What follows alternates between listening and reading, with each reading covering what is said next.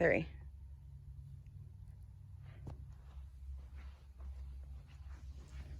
Hi, my name is Lydia Tubman, and I'm right here today to talk about the subject, human trafficking. Would it surprise you if I told you that Texas is number 2 in our state for human trafficking? The reason why I bring this to our attention is, one, the area that we're at, it's a major need for help, and then 2, it affects our younger generation. And I believe that as Christians, by showing Father's love, but also by being there, resources that they need, we can change this in our city. Which brings me, let's get this started. My first point is how United States is a major problem. Human trafficking is a major problem. Fox News has reported 199,000 cases in the United States happen on a yearly basis with human trafficking. The state of Texas has 987 cases, and with one of our major cities being the biggest problem. We are one of the biggest this is one of the biggest problems is because we are an import state, which means we import a lot with no questions asked. A lot of these human trafficking is in the sex world, and it affects young ladies, which brings me to my next point. Sex trafficking affects children between the ages of 11 and 14. This is where I share a little bit of vulnerability with you and share my story. At the age of 14, my father had me working in bars where I wasn't having sex with men, but men were purchasing beer and having me sit with them and enjoy them with them, or you should say join their company. At the age of 14, I was told there's nothing wrong with it, it's not having sex with them.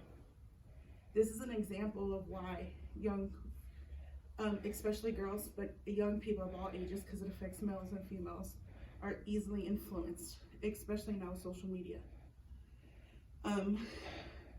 For me, it was a father figure, or my father, who I thought had my best interest at heart. For young people nowadays, it's people they trust.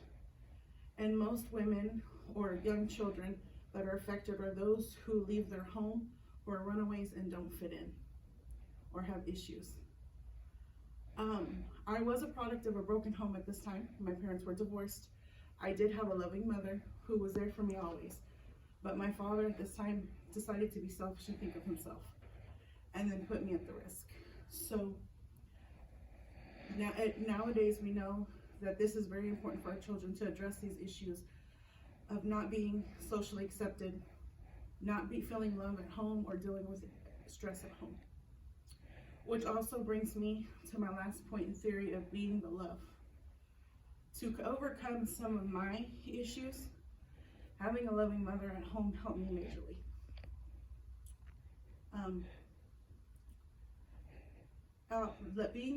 Having the loving father figure in our home, as what we are supposed to do as Christians, being the love can show these women who they are, and it speaks to their identity.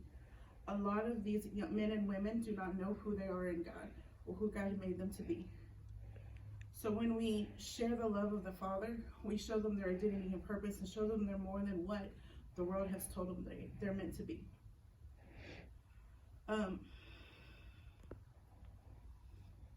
Also showing them a loving home. Family doesn't have to be the bloodline you're born into, but it can be the people that you choose to surround yourself with.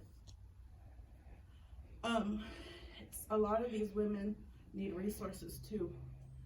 It takes a lot of money to help rescue them, to shelter, to light bills, to food, to children, because many of these boys and girls have children after. So by also opening up other resources, such as homes, running food shelters, and even offering babysitting for these women, sometimes free them up to pursue other careers, such as secondary education and job opportunities. We also, when you speak into who they are, they can see themselves more than the job that they're given now, but the job they're intended for. So I bring this point to you to show you that I truly do believe that as Christians, by having a loving heart, having a father's heart, and speaking to identity, we can solve the problem of human trafficking in our city. Thank you.